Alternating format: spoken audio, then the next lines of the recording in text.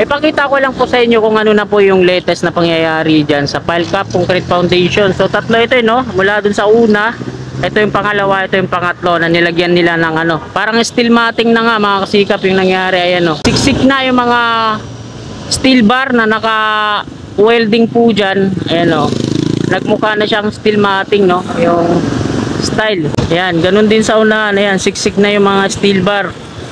So isa lang yung nasa isip ko dito, popormahan nila ulit to no, at bubuin na pile cap, simentohin. Sinimulan ko to, walang naniniwala sa paligid ko. Ano? Magandang umaga po sa lahat. Sana po ay nasa mabuti po tayong kalagayan. Andito na naman po tayo sa kaban ng Ramon Magsaysay Boulevard upang magbigay po sa inyo ng panibagong update ngayong umagang ito, araw po ng Sabado, ika-13 na po ng Setyembre taong 2023, ika-6 at kalahati na po ng umaga.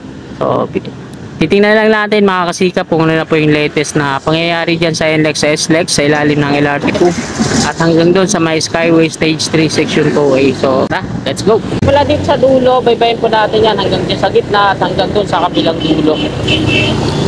At ito na yung pangyayari dito sa Pile Cap Concrete Foundation.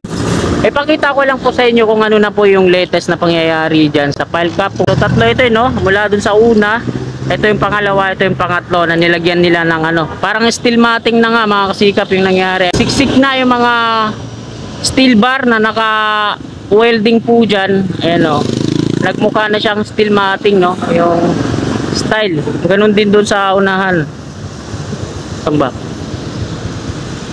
Ayan, ganun din sa unahan. Ayan, siksik na yung mga steel bar. So isa lang yung nasa isip ko dito, popormahan nila ulit to no, at bubuin na pile cap, simentohin hanggang dito sa pangatlong poste. Ito yung pile cap. So itong nalalabi naman na tatlo mula dito hanggang dun sa magiging interchange, hindi na siguro nila pakikialaman yan.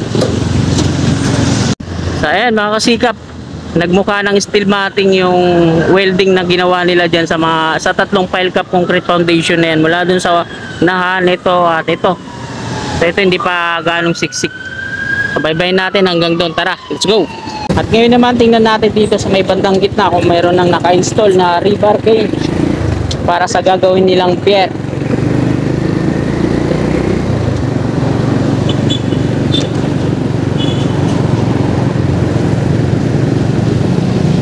So dito sa gitna, ayan, wala pa rin naka-install na rebar cage.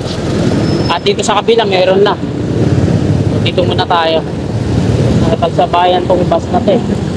Ito yung magiging interchange dito. Ayun, may mga workers na sinicheck nila yung mismo sa magtitirikan ng rebar cage. Ito yung bandang gitna na tatalo dun sa viaduct na nasa unahan sa tawid sa west. Ito yung ilalim ng LRT2. So, dito naman tayo sa kanan. Ito naman yung dito sa tawid.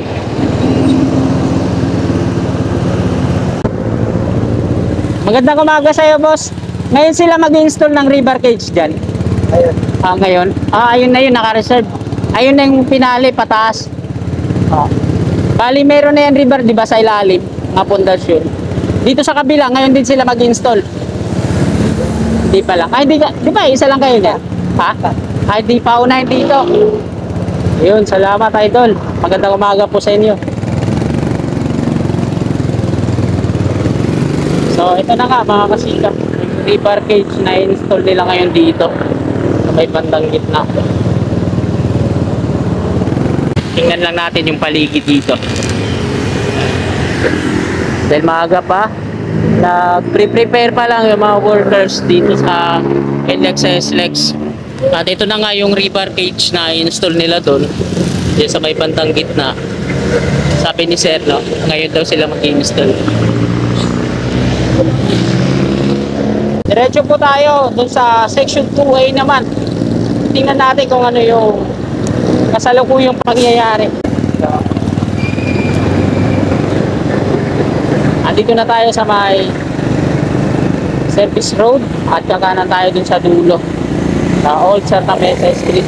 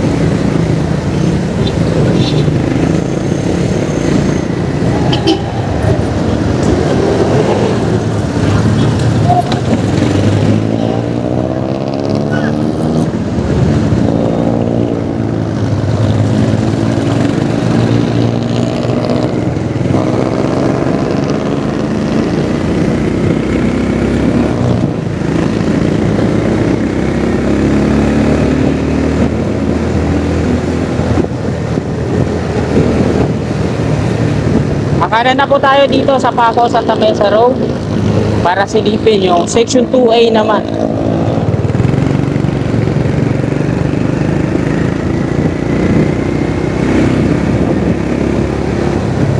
Nandito na tayo sa May Maui Oasis yan sa kanan. Ito na yung latest na progress ng Section 2A ng Skyway. So, ito pa lang, wala pang in-install dito na rebar, pero mayroon ng mga na-reserve dyan sa baba. So ito, unti-unti nang nabubuo yung rebar na nandiyan dyan sa taas ng platform na ginagawa nila. At ito yung paligid dito, yung pangatlong magkaparehas na pier. Hindi pa tuluyan nakakatawid dito sa kabila, hindi pa nalalagyan ng mga steel beam. Grabe yung malikabok dito, sakit sa mata, parang snow. Dahil maaga pa, wala pa tayong maaninag ng mga workers na gumagawa dito. Ito yung barracks nila, preparasyon pa lang. Cellphone pa nga sinasir at yung iba ay nagkakape pa.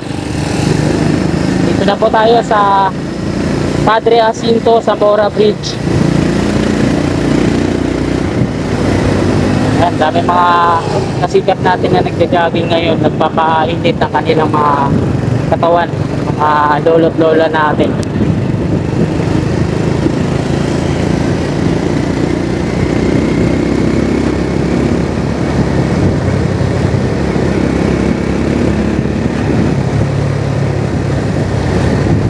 Ganun pa rin yung update dito sa kabahayan sa kaliwa, di-demolish na dadaanan ng viaduct ng Section 2A. So wala pa rin update dyan sa demolition.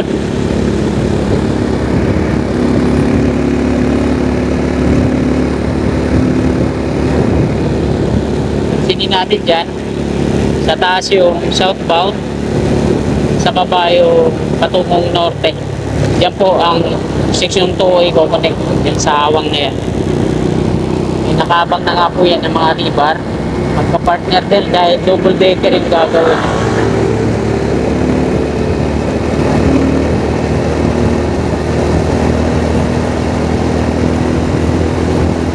Merong mga dito buka, mga malalalim yung bukas. Kamunti ka na ako umano dito masyad. Atas ng flyover ito, dito dalawa. Lalalim, kaliwat kanan. Kapag mabilis mo, tas di mo nakita yung butas na yun, kasi lang ka talaga din, balento. Dito na po tayo sa may nagtaan interchange.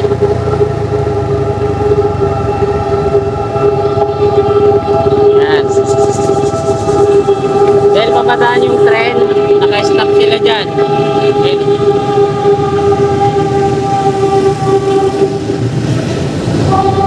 Traditional pa rin ang PNR.